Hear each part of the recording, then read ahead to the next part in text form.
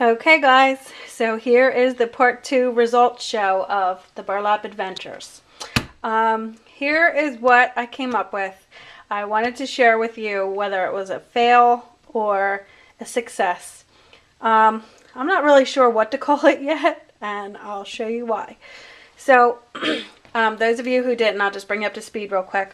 If you didn't watch part 1 of the Burlap Adventures, what I basically wanted to do, I love burlap. I think burlap is a really nice add to like texture to either layouts or cards or projects or mini albums or whatever.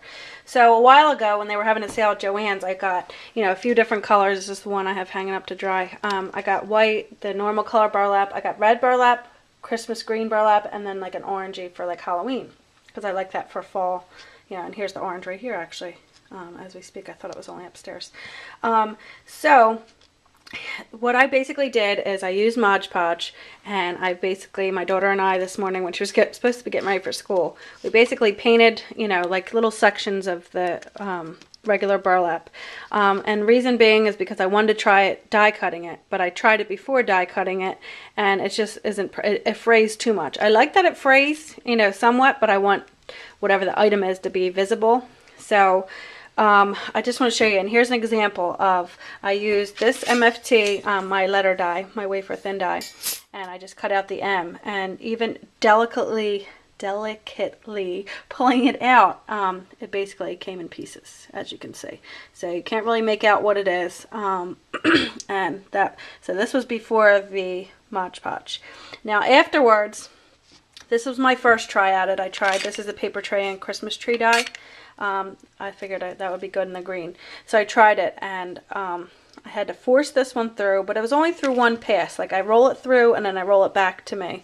So I guess that's 2 passes, but it wasn't like over and over. But like they didn't really come out too well. Like this Modge Podge is pretty, I don't know if you can even hear that, but it's pretty thick, pretty glued up. So I don't know if that caused a problem, so that made me want to go and try. So we'll go over here, and I put these on a white thing to show you. Then I tried it with a really thin chipboard shim, maybe to give it more pressure while I rolled it around, and it did work. So I cut it out. Here's the negative, and this is like thick, and then here's the one that it cut out.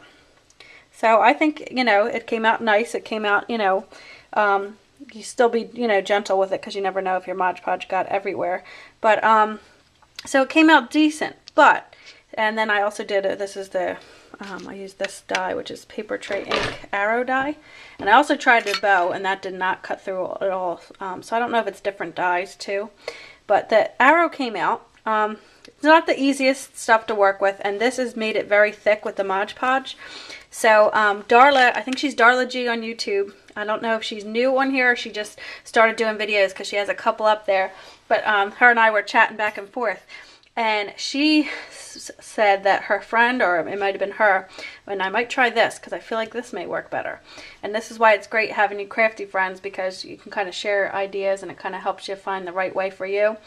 So she mentioned that her and a friend were working on some projects, and that she mixed glue and water in a water bottle. And this might be an old trick, so forgive me if I'm mentioning something that everybody should know, but I didn't know.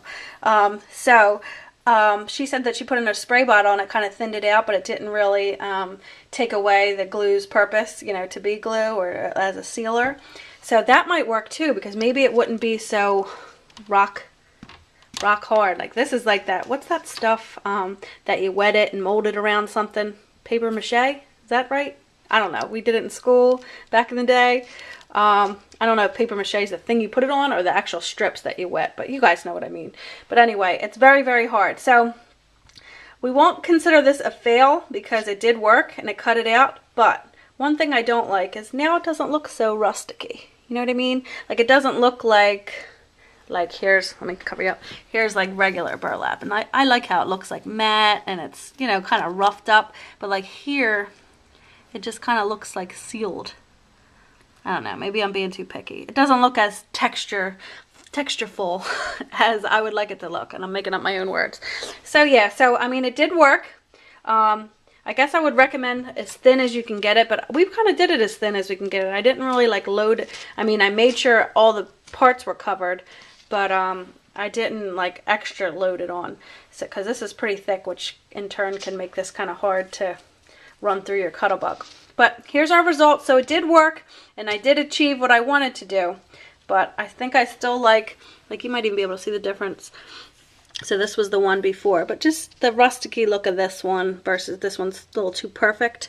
So I don't know. At least I have my couple little patches strips. I did a couple different colors that I can try cutting out. Oh, and I tried punching it with a Martha Stewart punch. Don't recommend it. Didn't work. It just kind of grabbed it, and then that's it. It didn't pierce it through or anything. So I tried. So it did work, but I think I just like the natural look of burlap. So maybe I'll just keep the burlap as like a back accent, like maybe cut out little squares. And I like how you can pull just a couple of the strings at the end and make it look like, you know, that it's unraveling a little bit. So I like the texture it adds, but maybe I'll just keep them to squares and not try to die cut shapes unless I want them to look plasticky like this. So that's the results. Thanks to all of you who watched part 1 and part 2.